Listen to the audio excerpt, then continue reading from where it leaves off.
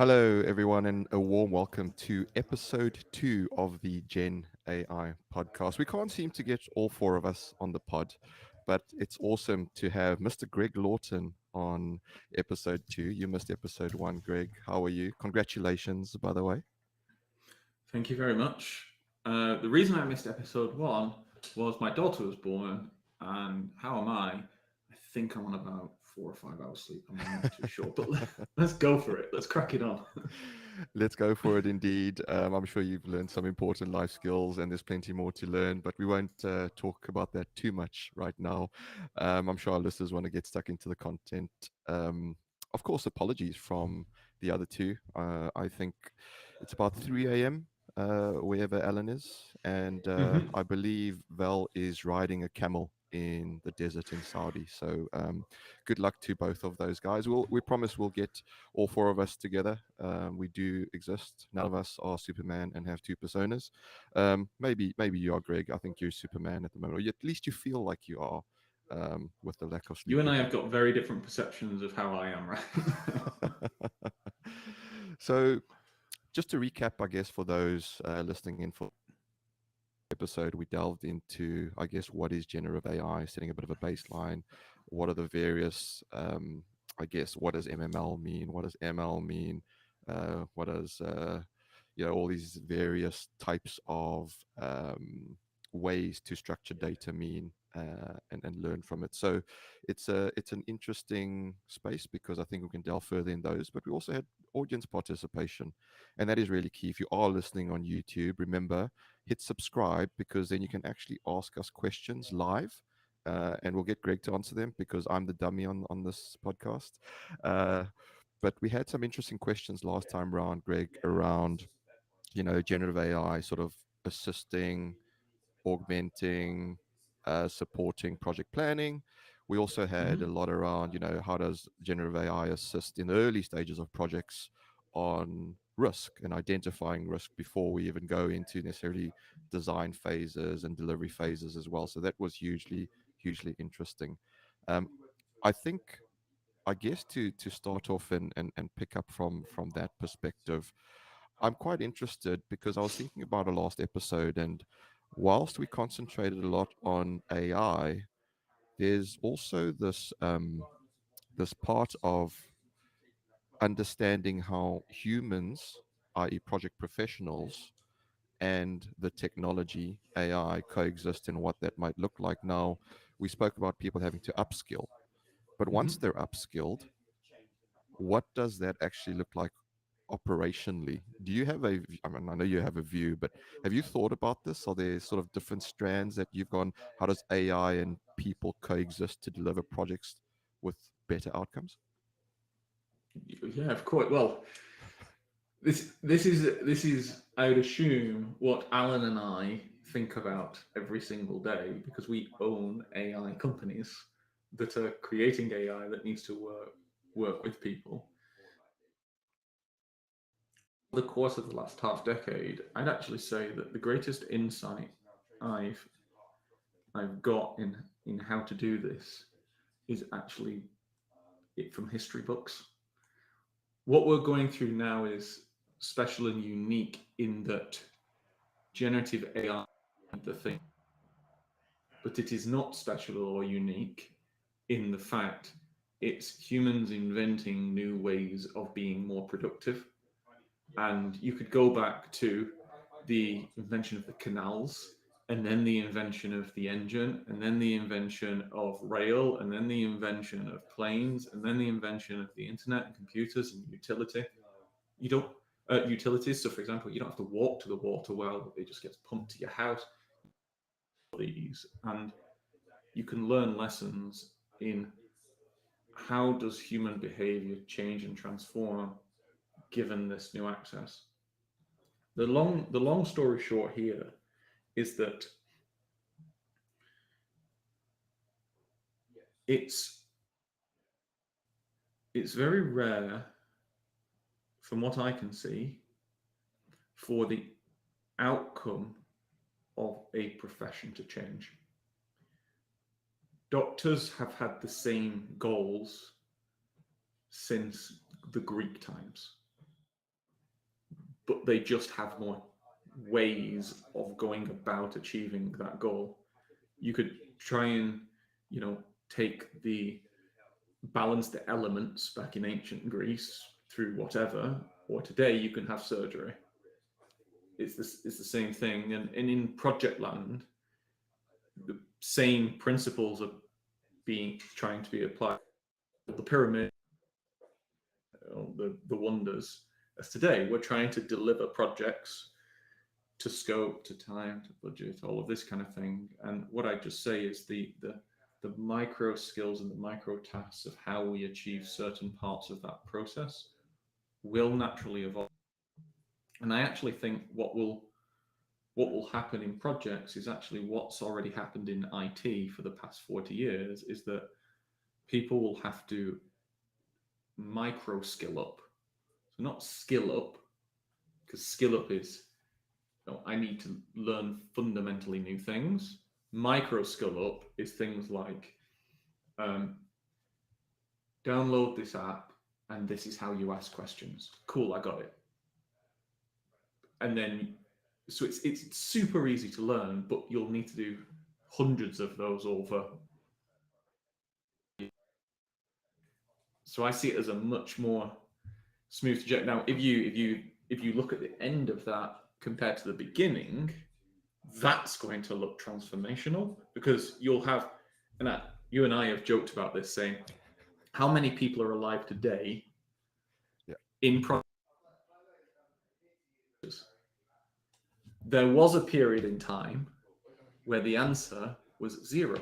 Computers didn't exist. 0 people use computers. Now 100% of people use computers. At some point in human history, there has been a transition. And that will happen with AI. Right now, I think it's about 5 or 10% of project people use AI. Within 12 months, it'll be 50. And then, there'll be a kind of a longer tail at the end, but within 2 years, it'll be 90. And at some point, there won't be people employed who don't use AI of some sort. But the underlying fundamentals of what they're trying to achieve won't change. And kind of that's the kind of macroscopic perspective that I bring to the thought of how are people interacting with AI. Number one is, let's stop thinking of it as something that we've never encountered before. Yeah. That's what it's. Yeah, and you talk about sort of micro learning, and there's very many ways and different sources of learning. I guess, how do people wade through the treacle, so to speak, of what the best sources are to learn about this stuff? What's to borrow a phrase, what's fake news, right? Versus where you can actually learn. Is it the universities? Are the institutions? Is it using the likes of your chat GPTs and Bard to learn about itself? How do you go about understanding what the tech does? So there's 3 fundamental ways of doing that, and then a middle ground, which is, in my view, the fake news. So if we take the spectrum of learning, at one end is like the most quick, easiest, cheapest, fastest, but can also be the most confusing way. Just do it. Just literally pick the thing up. Like, it's the equivalent of just get a car and start driving. And you'll kind of, it'll stall a load and you won't know what but you'll figure it out to a certain level very, very quickly. Like, within a couple of hours, you'll get it. And it's the same kind of with AI. I just go to those links. I'll go to ChatGPT or whatever and just play with it. And you kind of get a sense of where it is and what it's doing very quickly. The other element, which I'm sure Alan would smile at, is literally just go and try and buy this kind of stuff. So if you go and try and buy it, all the companies have a process so that they teach you how to use it, so you get free training. The other end, like you said, is the formal courses. Now, the challenge I have with formal courses is that the business of formal courses is selling courses. So one, they're slow to, either they're too fast to develop because they're just trying to get a quick buck, or they're so slow to develop they're irrelevant. And for me, it's like I'm not saying I've tried every course, but I would personally have hesitations doing a large formal course. If it was doing an afternoon in London, let's go crack it, where I know he's a world expert at what he does, I'd be like, hell yeah, like I'm there tomorrow. Like that's what I want to listen to. I want to listen to those kinds of people.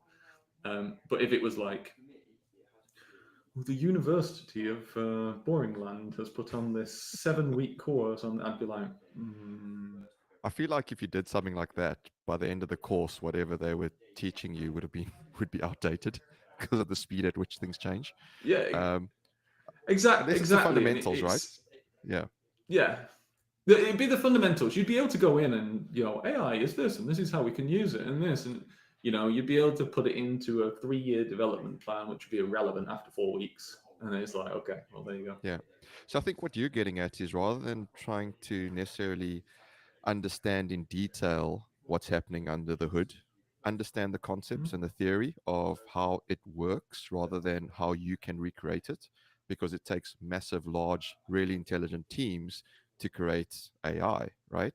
But if you understand the basic concepts of how it I'll give works, an example of this. Like writing a project report. We all write project reports. We know what a project report should look like. If I can go to a piece of AI and go, write me a project report, and it writes a good one, do I care how it figured it out? I've got my good project report. I don't care. Yeah. What I care about is how much did it cost me? Now, if it would take me 6 hours to write a really good project report, and with an AI I could do it in 30 minutes, and it would, add another half hour for me changing things to make it to my level of standard.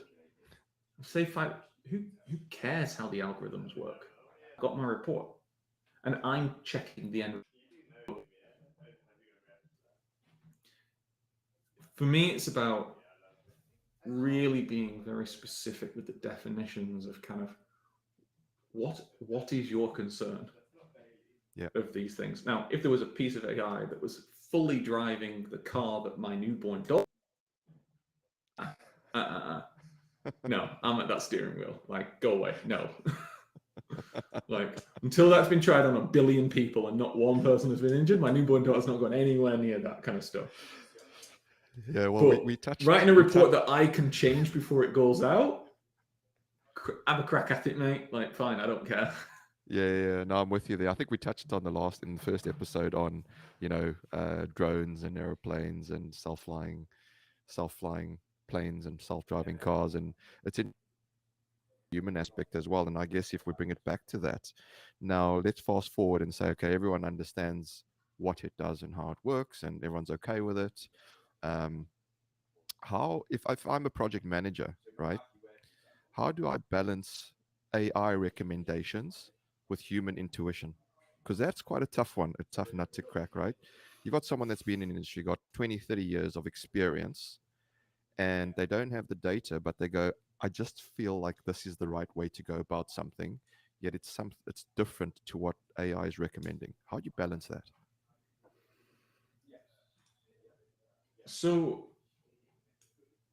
let's unpack that a little bit, because that has the reason why that's a complicated question to answer is because there's so many variables to it. The first variable is who's accountable. Is the AI accountable? Will the AI get fired if I make a bad choice? Which is number one. Number two, how mission critical is this decision? Because if it's a mission, if it's and let's not kid ourselves on real mission critical versus fake mission critical. It's like if this is absolutely core of our people, that's a different kind of decision to something which will flow under the bridge and doesn't really impact. So basically, we've got an impactful thing, we've got an importance element to us uh, thing, and then we've also got what the AI is doing. So if you've got a piece of AI that is automating defined processes, that is different than a piece of AI that is creating assets from unstructured data that you can't see, which is different than a piece of AI that is suggesting ways forward derived from your data, which is different than a piece of AI which is suggesting techniques you might want to use based on the historic books of project management. That like they're all very different things.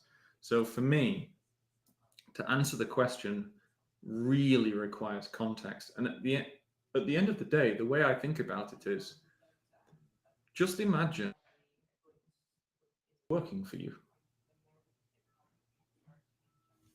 What like would you just trust, depending on the decision, dependent on its importance to us, dependent on the methodology being all of this, you would naturally go, I'm going to have a look at this. So for example, Dale, imagine I'm an employee of yours.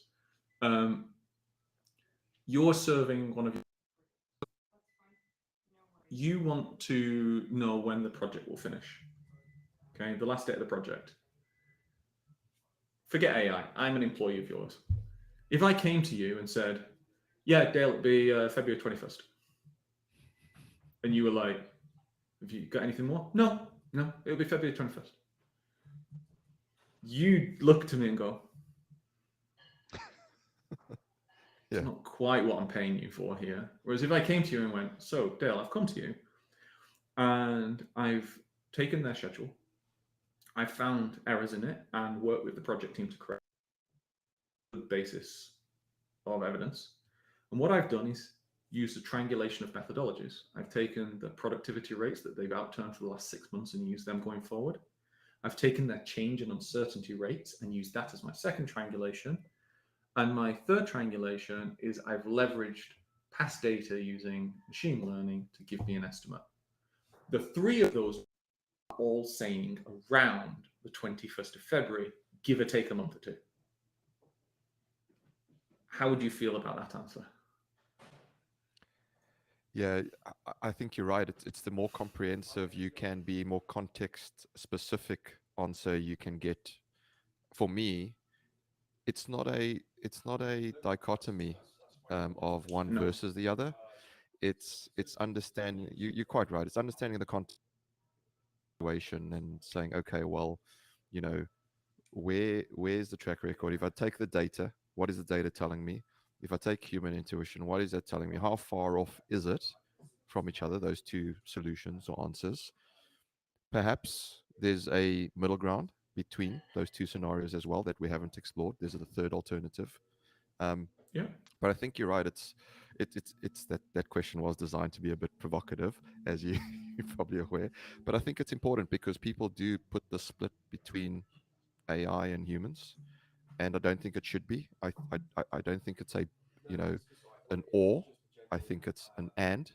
It's how do we use the technology alongside what we know and do as human beings.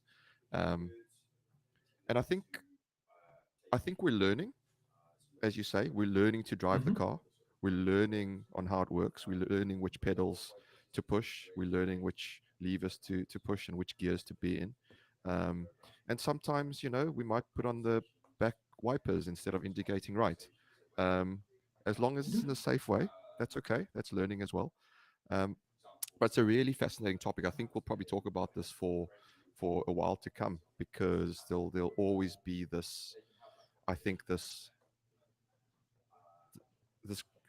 I don't want to call it a group. I guess this view from people that are late adopters or those that actually don't trust what AI is doing. And trust is a big thing, right? When it comes to artificial intelligence. Um, but one of the other things that I want to touch on that we discussed in the first episode. So Alan was basically describing how large language I can't even talk anymore. Maybe I've got baby brain.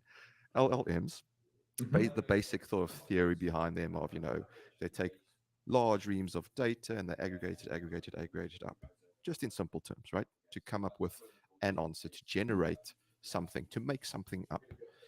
Now, if that's what it's doing, um, how how much risk are we at that what the AI is producing as a solution is creating additional risk to decisions we're trying to make? Could you give me a more concrete example? Yeah, I guess so. Let's say, for example, you go into ChatGPT, right, and you say, you give it a great prompt, you give it all of the context, and there's a lot of great GPTs that folks have put out there as well. But you give it a context, you give it a scenario, and you say, this is my specific issue, and it gives you an answer, right? How do we know that the stuff it's distilled up to give you that answer isn't creating more risk? So the things around the context that we've spoken about. So, for example, um, ground conditions, environmental factors, the capability and capacity of the workforce, the supply chain, the nature of the contract. Mm-hmm. Projects are complex, right? Got it. So the answer to the question is the exact same way that we do it today. And let me ask you two questions. First question, how do you think? You and I are having a conversation. How did Yeah. you come up with the thing you're going to say next? While I'm listening to the conversation, I'm thinking of different perspectives. I'm trying to be devil's advocate as well to ask the tough questions. So there's a whole thought process in my head going, I'm thinking about people listening to what we're talking about, and there'll be different questions that people might ask. And oh, by the way, if you do want to ask a question that I'm not asking, please put it in the chat. But that's the thought process I'm going through to go, what value and outcome can I provide through this conversation between you and I for those listening or watching in? That's it. Let's go all the way down to the deep level. Literally, what neurons are connecting to do that? You can't answer it. Is the answer. So it's like there's an element of that even we have of ourselves, and the second element, a bit of a fun question, Dale. How many consultants in the world go into a project and just make things worse? A lot. I don't have the stats. We could probably Just a ask feeling, generative AI. yes. But a How lot. did the senior people on those projects decide that the thing the consultants were pitching them was a good idea that turned out to be a really bad idea? They don't. They go by reputation and brand, right? And unfortunately, that's not a great place to be.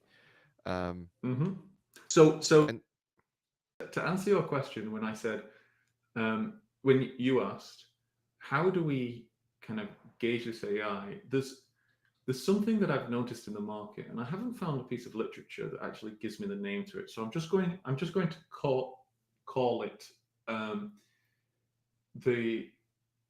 the principle of higher standards, which is when a new player comes in a market, they must perform to a disproportionately higher standard to compete with the reputation or brand of those already in the market. That happens with consultants. So if you've got someone just going out on their own, the chances of them competing with one of the big boys straight away is very relationships they already have. The same with technology. People will look less favorably on technology, and then if you couple that with the fact that it is in essence competition of reputation, where there are always laggards in an industry, where there were people who burnt down factories in the industrial era because they were losing their cottage little knitting business and these kinds of things. There'll be people who shout and say this is a terrible thing to happen. All they're kind of doing is delaying the inevitable by ever so slightly. The way that we judge it is the way you judge anything. It's you ask for justification, you ask for evidence, and you develop systems and processes that don't have single points of failure. Yeah, that makes sense. Well, I guess at least to me it does. If it doesn't to you and you're listening in, please do ask, like I say. And then, okay, so take us through. We understand it, we trust it, we go, okay. I'm happy that I'm comfortable that I can use AI as a tool. The human intuition around me. So the guy or girl that's got 20, 30 years experience as an engineer, they can come to me and I can trust them equally as I can trust the AI solution. How adaptable is AI to changing circumstances? Because if I guess there's some that might be thinking, well, AI is programmed, right? So Mm-hmm. how can you program flexibility into AI to think on the spot? So let's say, for example, you've given it a systems. You got everything from your Primavera P6 schedules linked into your AI solution through to your Excel tracker over here. Hopefully, no one uses Excel anymore. Through We to all know the that's various not true. tools. I know that's not true. You got nodes and links feeding in. You got Nplan feeding in. You got all the other software vendors feeding into an AI solution. Let's say it's all talking together, right? Um, how adaptable are these solutions to changing circumstances? um, Again, it depends. I think this. I think one of the things I'd like people to take away from this is how to conceptually think in this instance about AI. In my conceptual model, saying AI is like saying animals. There are millions of them. Some of them are single-celled. Some of them are very complex. Some of them have crazy adaptability. Humans are crazily adaptable. Some of them are so specifically designed for the niche that they're in that they've just kind of stopped evolving and they're just dominating their niche. But if you took them out and put them in another niche, they'd fall apart. So if we kind of look at it at that context, it depends.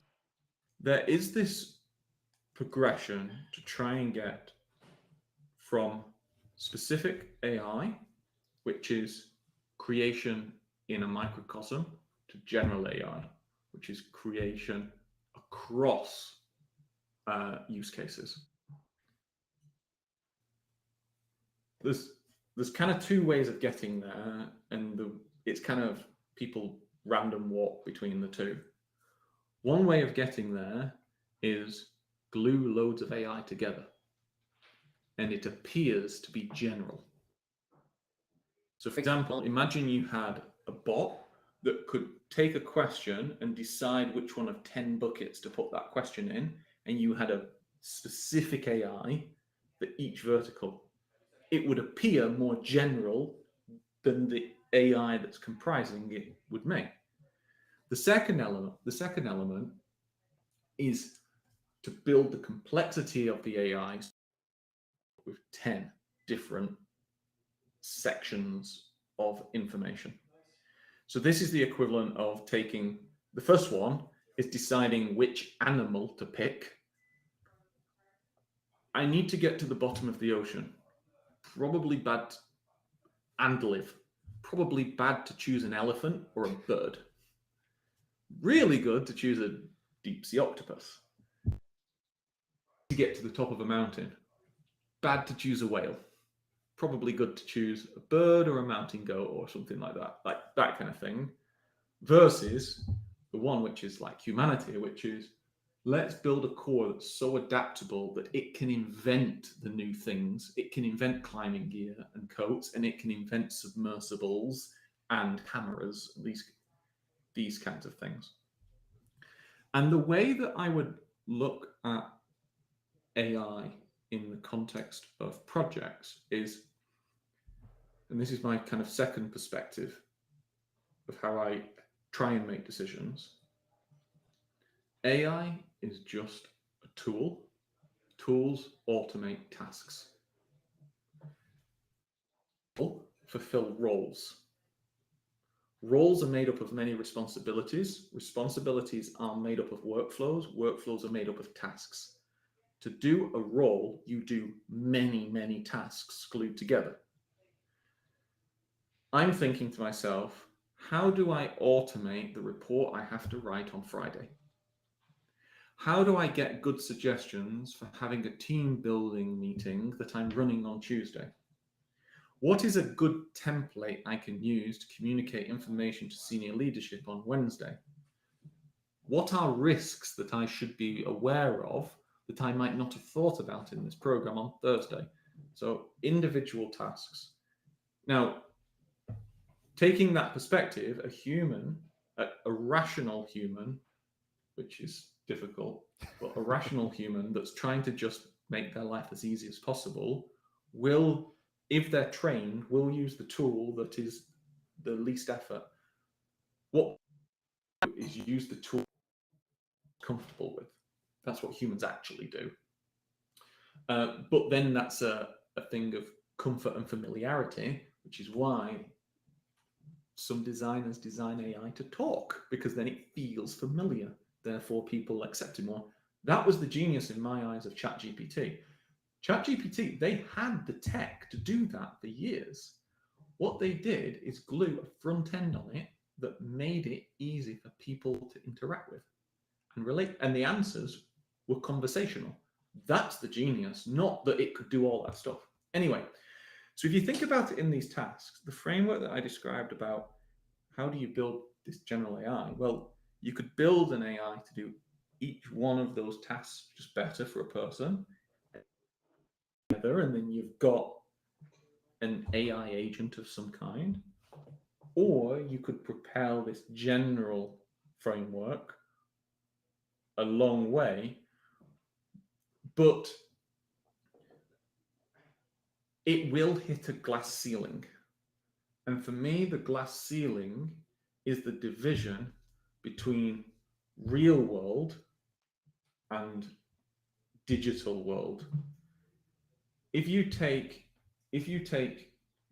professions, the barrier of the glass ceiling to me is accountability and human relationships.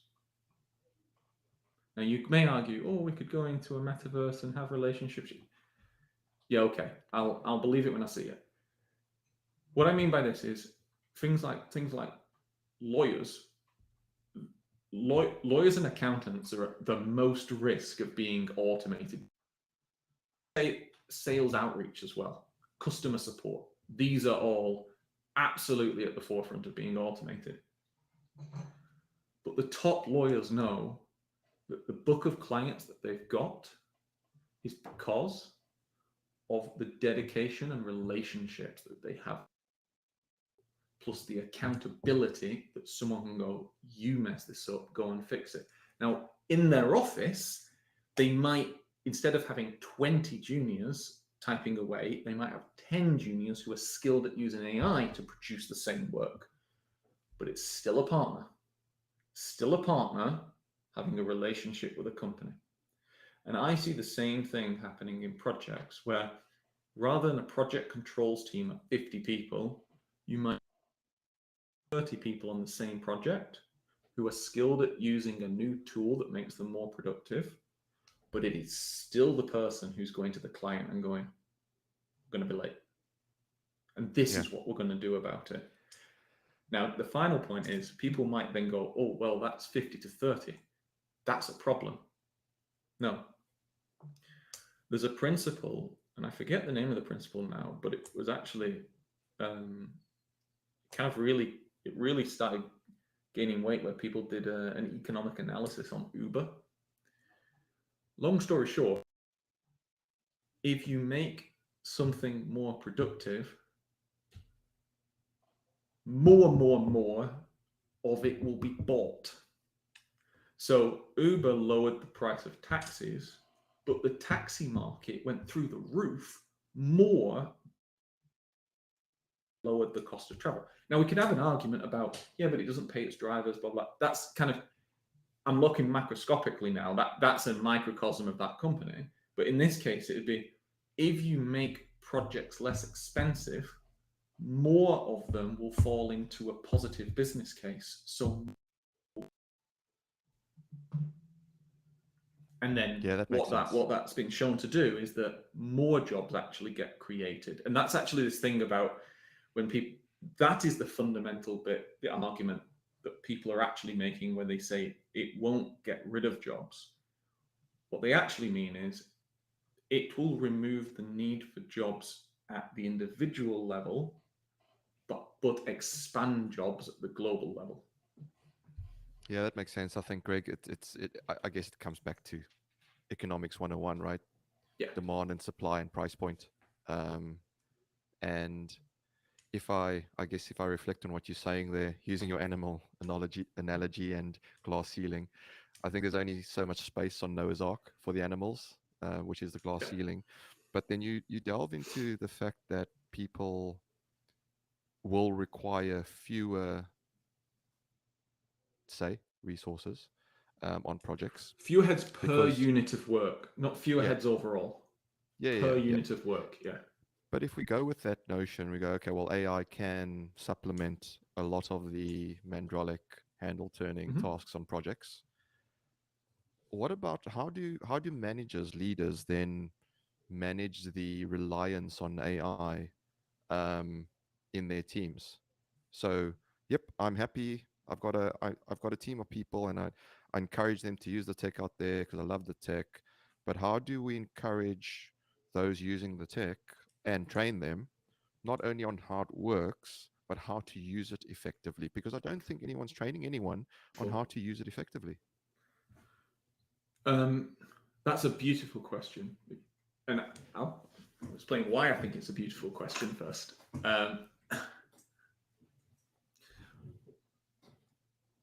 Once something in human society becomes known as inevitable, then people figure out how to live with it.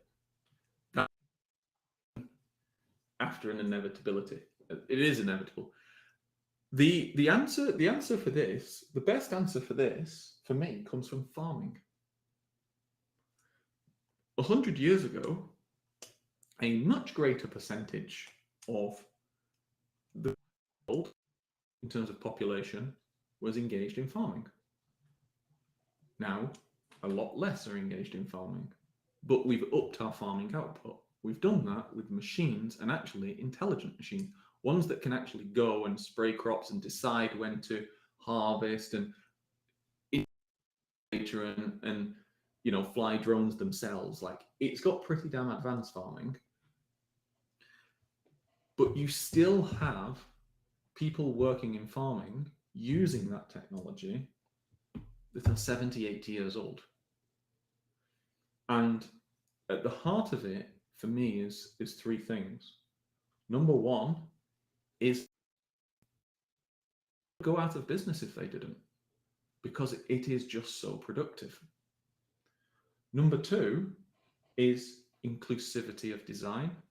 So designing tech in a way, designing it for humans, not designing it for task. That's a very, very crucial thing, because it's how do you make operating a phone easy for your granddad? That kind of thing. And then the third element of that is a natural evolution of the cycle of teaching. So you know that people generally fall into a parabola. You've got early adopters, early majority, late majority, laggards, this kind of thing. And they move through an industry. Typically, laggards are at the top end of the industry. They're the oldest or the most close to retirement or dropping out. So as new tech comes in, they naturally are the first to actually just get pushed off the cliff and do that. And then what you've come in with is the modern generation. Everyone knows the modern, whatever modern generation you pick, they're always just the most comfortable with the most modern tech. So what happens is, so long as you have a natural balance in teams of experience and age, you'll naturally draw in that kind of perspective. So, I'd be unbelievably surprised if a construction company that had a graduate scheme wasn't getting graduates going, oh, I made this project report using AI, and then a project manager's going, using what? That's happening in every company that has that structure. Yeah, yeah, I think you're right. I think the adoption rates are certainly increasing. I mean, if we just take 6 months ago, people are becoming more and more familiar with what what is out there and how to use it. I think there's many more rabbit holes we can go down in future episodes around. How do we? What's the long-term consequences? What are the ethics around it as well, and data privacy, etc., etc. Because we know as much as you are using a tool or technology, specifically something that's free, generally something's free, you're the product. We Yeah. know that. So we got to be curious, but I think we also have to be a bit cautious. So with time running out, I think we'll park those for future episodes, Greg. But I think we've certainly opened a few cans of worms for the four of us to get back together on episode 3. We'll try and squeeze in episode 3 if we can. But folks, look out for when episode 3 will happen. We'll schedule it on LinkedIn. So please do follow us on LinkedIn. Please do subscribe to the podcast on YouTube as well. We'll look to go both live on LinkedIn as well as YouTube in the new year as well, so we can get more of your questions answered. And with 4 of us, hopefully, touch wood, from the new year, we'll be able to challenge each other more and ask more deep diving questions, because that's the point of this, is to provide you, the listener, the viewer, with the perspective. And again, if you have any topics you'd like us to cover in the future, please do let us know about that as well. But Greg, any final thoughts before we end off? I would only leave with 2 final thoughts. Number one is, if you're listening to the curve because you're interested in it, and interest breeds experiment, experiment breeds experience, experience breeds habit, habit breeds capability. So people are already ahead of the curve. And the second thing actually is, Dale, just something for you, me, Val, and Alan to have a look at. I think to really make this real for people, I discuss what would an AI first project consultancy look like. Yeah. And if we dive into that, I think it would make it very real for people. So, like, would we write project reports? Why? Like, I'm not wasting people's time doing that. I'm spending what, £80 an hour on someone writing it. No, I'm not doing that. Am I going to get someone at £120 an hour checking yes? Oh God, I get an even better report for less money. So this could be something that we just dive into and make it real. Absolutely. I think those are 2 fascinating areas. I'm sure those that listen to this either now, live or recorded, will definitely tune into that. But look, let's end it there. One last thing to say is that if you're listening or watching this live, the video feed isn't as good quality as when we post the recording. So look out on Spotify or Google podcast, Apple Podcast, for the recorded version, which will be much better. But thank you for joining us. It's been an absolute pleasure. If we don't see you before the end of the new year, have a fantastic festive season from all of us, all 4 of us, although there's only myself and Greg on this one. But thank you for tuning in, and we'll catch up with you on the next one. Bye for now.